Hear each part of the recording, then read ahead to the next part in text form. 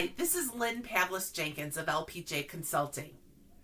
This is the third video in a series on standing in your power. Previously, we talked about why fit in when you were born to stand out, and 2, believing in yourself. Today, let's focus on what do you want for your future. There are 3 areas of exploration that can provide insight into this question.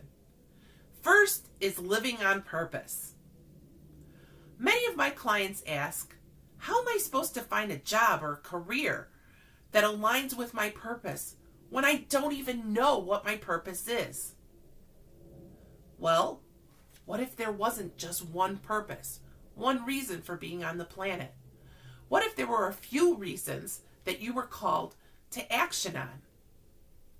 An exercise that I like to do with my clients is to ask them to make a picture collage. Think about those things that inspire them, that they're drawn to. Images online, photographs, quotes, pictures that you can actually cut out of a magazine, and take time over a week or 2 to just make a collection and pile of all of these images.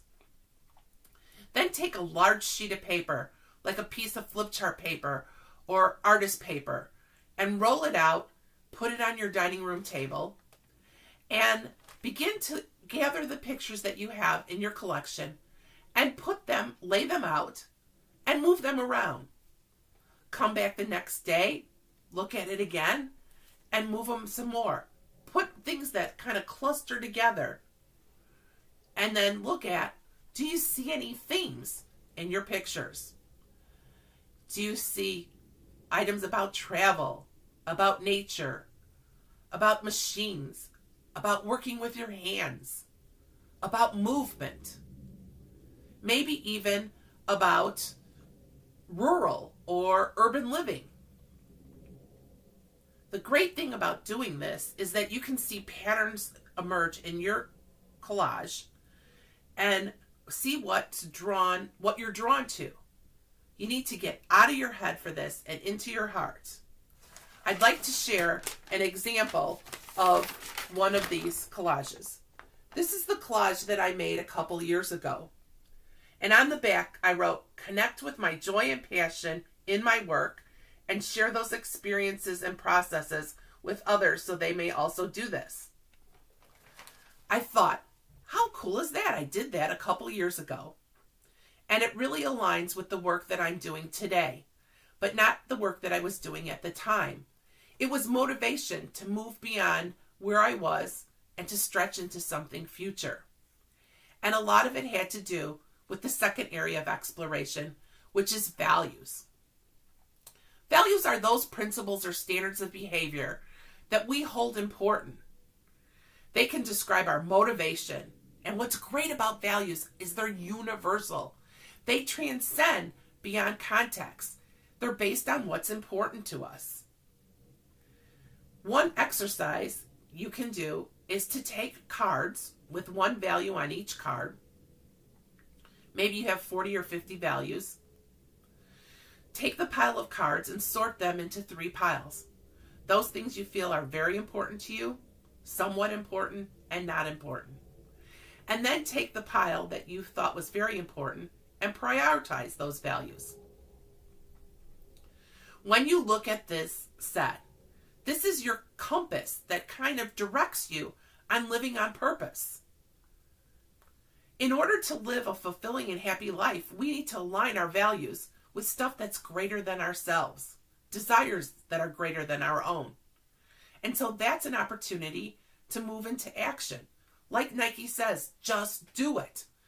Get out of your head, get into your heart, and start moving with your body and take action. There's so many problems to solve in the world. Pick one. Maybe it's education or poverty or violence or healthcare or literacy or politics. But get up and start taking some action. The third area for exploration is legacy. What do you want to be your legacy? What do you hope are the stories that are told by your family and friends? Do you want to be known for something, like making a difference in the world or creating something? Here, an exercise that you can do is to sit down and write your own eulogy. Take a couple days to reflect on what you're writing and add pieces to it as you go along. When you finish, take time to look back and examine your eulogy. Is the life you're living right now taking you in the direction of living on purpose to have that legacy?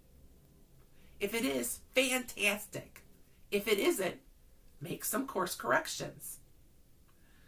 Another exercise that I've borrowed from Bruna Martinuzzi is that it's not only about leaving what you've earned, but also about what you learned. She suggested a book. It's called Ethical Wills and How to Prepare Them.